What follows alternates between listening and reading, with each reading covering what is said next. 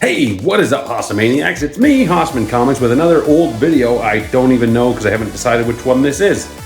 So you'll probably tell by the thumbnail, then we'll jump into the video. And I am coming back with new videos soon. In fact, I'm working on an early evolution of video that I think you'll find shocking. Because it's the shocker. Anyway, enjoy this old video. I'm sure it's a doozy.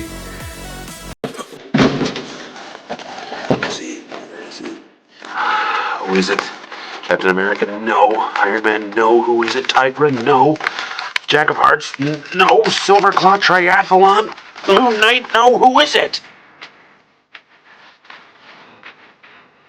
So, the Eternals is out in theaters now, and I thought I should do some Eternals content. So I went back and started reading the old Eternals run from Jack Kirby back in the 70s, and I thought, that's fine. There's nothing wrong with it. I like the concept quite a bit. Made me excited to see the movie, but I didn't feel like doing a video on it. And I know there's that other run from 2008, I think, that was really good, but I didn't feel like reading that either, and I started thinking, a couple of the Eternals were in the Avengers, so I went back and I reread Cersei's run in the Avengers, and I was not floored by that either. And then I remembered there was somebody I was forgetting.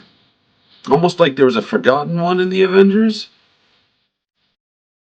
Back in Jack Kirby's first run of the Eternals, in Eternals number 13, he introduced the Forgotten One, an Eternal that's kind of used to walk the earth, but now he's not really allowed to, and he kind of just has to stay forgotten. But then Sprite comes, because there's some astronauts being attacked by deviants in space, and all the other Eternals are busy, so the Forgotten One's like, heck yeah, I'm gonna suit up and go fight these bad guys in space. And he does, and he gets defeated. No, he doesn't get defeated. He beats up the bad guys, saves the astronauts, and then kind of gets forgotten to float off into space, where he's eventually picked up, and he's renamed as Hero, and is this whole thing, and he has to go fight with Thor and Hercules and stuff.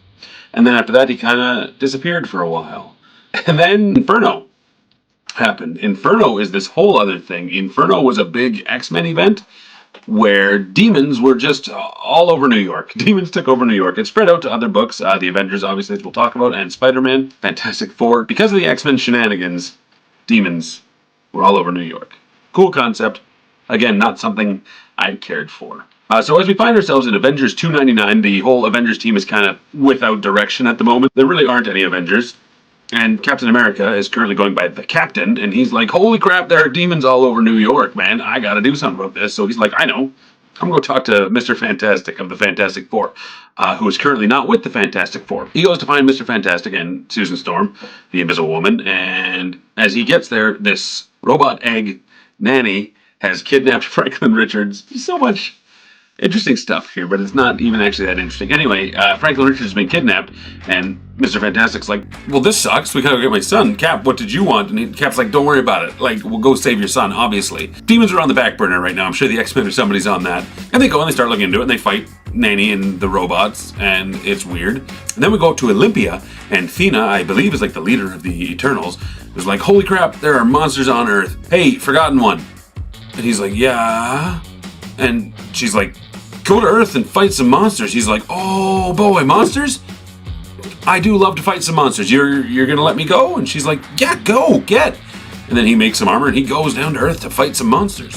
And as Captain America and Mr. Fantastic and the Invisible Woman are fighting these robots, because there's demons everywhere, but they're like, no, we got. And I get it, they gotta focus on their son.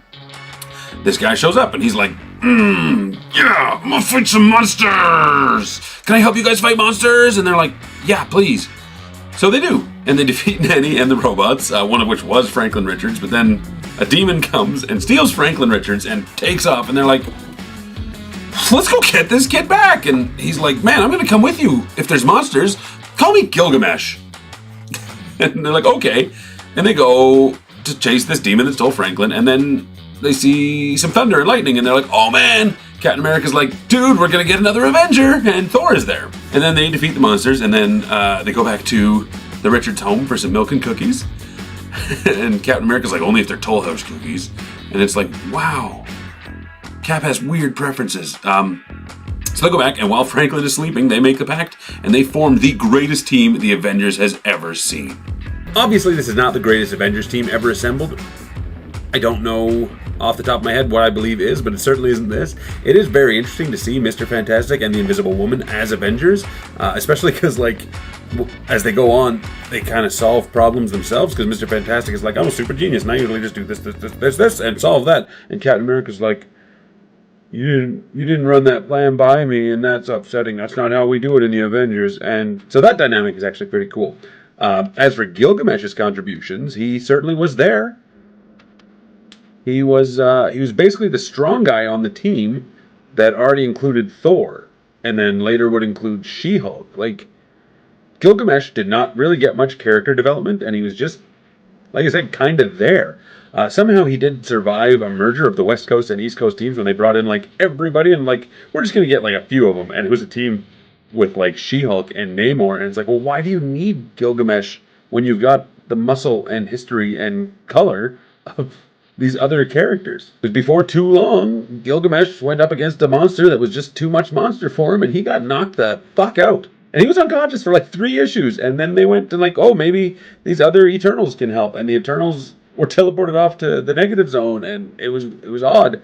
And they fought, and they're like, oh, here, just take Gilgamesh, take him back and help him get better. Like, oh, he's already getting better. And the Avengers were like, no, that's fine, we're already out the door. Like, you just help Gilgamesh get better. And then he didn't really appear much after that. Every once in a while, they were like, let's have an event where we have all the people that have ever been Avengers, and we're putting together a team to go to space, and Gilgamesh would be there in the background, and he did appear. He did some stuff here and there, but really nothing much with the Avengers. Until Avengers The Crossing. Not going to talk about, but it was horrible, and Gilgamesh just showed up to die. So they could be like, ew, an Avenger died, I guess, and everybody's like, who the heck is Gilgamesh? And he died. He got better because he's an Eternal. And he truly was the forgotten Avenger. To the point that during Avengers Disassembled, when they brought together all the Avengers, they're like, here, look at us. We all came because we were all Avengers. We came to help the Avengers on their darkest day. There's this group shot of all the Avengers, and Gilgamesh isn't there.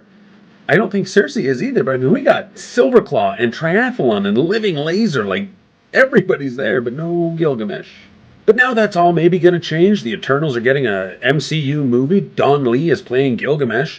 Maybe this Gilgamesh will go on to join some of the Avengers. I honestly don't know. But MCU does things drastically different from the comics, so it could be anything. I feel like maybe Cersei will go that way. Maybe Icarus. I honestly don't know. I haven't seen the movie. I'm excited to.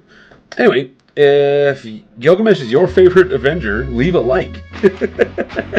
And since that didn't work, just let me know in the comments below who your favorite Avenger is. And like the video and subscribe. And I'm Haussmann17, and like me on Twitter or whatever. Do all the stuff you're supposed to do, because if you're enjoying this content, interacting with me through it boosts the algorithm or something. I still don't understand YouTube. But thank you very much for watching. Bye. Subscribe to my channel.